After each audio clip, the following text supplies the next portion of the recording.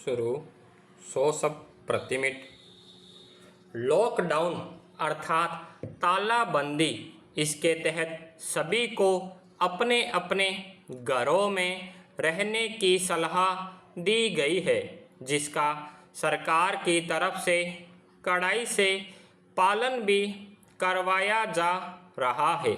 यह इसलिए ज़रूरी है क्योंकि कोरोना वायरस नामक महामारी मानव जाति के इतिहास में पहली बार आई है।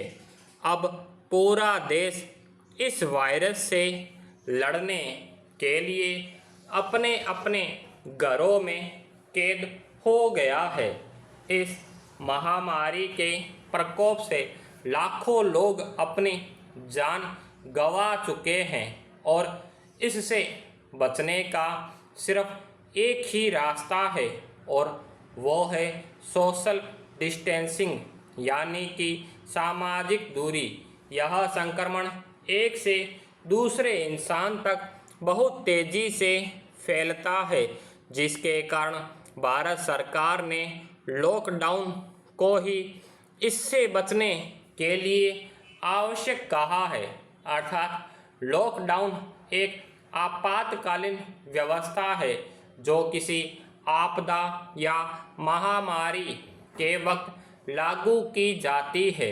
जिस इलाके में लॉकडाउन किया गया है, उस क्षेत्र के लोगों को घरों से बाहर निकलने की अनुमति नहीं होती है। उन्हें सिर्फ दवा और खाने पीने जैसी ज़रूरी चीज़ों की खरीदारी के लिए ही बाहर आने की इजाज़त मिलती है।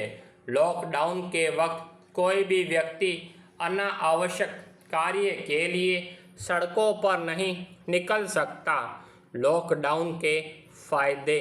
लॉकडाउन से पहले के समय की बात करें तो उस वक्त हम सभी अपने रोज़मर्रा के कामों में इतना व्यस्त रहते थे कि अपनों के लिए, अपने परिवार के लिए व बच्चों के लिए कभी समय ही नहीं निकाल पाते थे और सभी की सिर्फ यही शिकायत रहती थी कि आज की दिनचर्या को देखते हुए समय किसके पास है। लेकिन लॉकडाउन से ये सारी शिकायतें ख़त्म हो गई है। इस दौरान अपने परिवार के साथ बिताने के लिए लोगों को बेहतरीन पल मिले हैं। लॉकडाउन की वजह से मज़दूरों को बहुत नुकसान हुआ है, जो रोज़मर्रा के काम से अपने घर का पेट पालते थे। आज उन के लिए एक वक्त की रोटी भी बहुत मुश्किल हो गई। कई मज़दूर ऐसे हैं जो भूखे पेट ही सो रहे हैं। अगर लॉकडाउन का सबसे ज़्यादा नुकसान किसी को हुआ है तो वह है मज़दूर। लॉकडाउन की वजह से देश की अर्थव्यवस्था को गंभीर नुकसान हुआ है।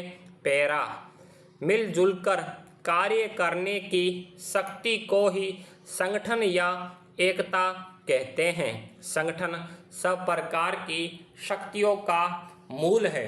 कोई भी व्यक्ति, चाहे वह कितना भी समृद्ध हो, शक्तिशाली हो अथवा बुद्धिमान हो, अकेले अपनी आवश्यकताओं की पूर्ति नहीं कर सकता है।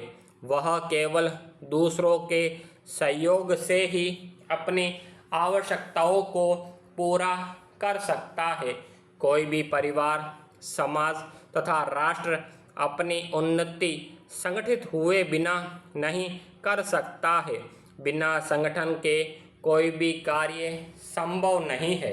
यह हम सभी जानते हैं कि संपूर्ण सृष्टि का निर्माण भी 5 तत्वों के मेल से हुआ है। संगठित होकर ही कोई भी समाज सुख, समृद्धि तथा सफलता को प्राप्त कर सकता है। ऐसे अनेक उदाहरण हमारे सामने हैं जो इस बात के प्रमाण है।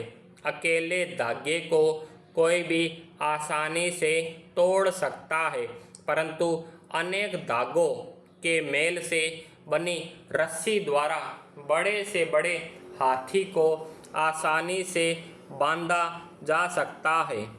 अकेले पानी की बूंद का कोई महत्व नहीं होता। यदि जब ये बूंदें मिलकर नदी का रूप धारण कर लेती है तो वह नदी अपनी प्रवाह के रास्ते में आने वाले बड़े से बड़े पेड़ों और चट्टानों को भी बहा ले जाती है। इतिहास साक्षी है कि जो देश, जातियां तथा कुटुंब अधिक संगठित रहे हैं, उनका संसार में उतना ही अधिक बोलबाला रहा है। अंग्रेजों ने इस बात का लाभ उठाया। उन्होंने हम भारतवासियों में फूट डालकर हमें गुलाम बना लिया था, परंतु जब हमने संगठित होकर उनसे संघर्ष किया तो हमारा देश स्वतंत्र हो गया। यही संगठन की शक्ति है। संगठित होकर ही मजदूर अपने हितों की रक्षा करने में समर्थ हो पाते हैं।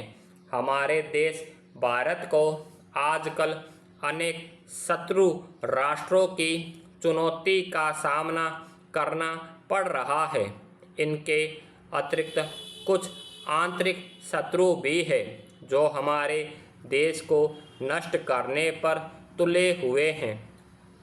अतः हमें अपने पारिवारिक हित के लिए, अपने समाज तथा देश के हित के लिए सभी भेदभावों को भुलाकर संगठित होकर रहना चाहिए। स्टॉप।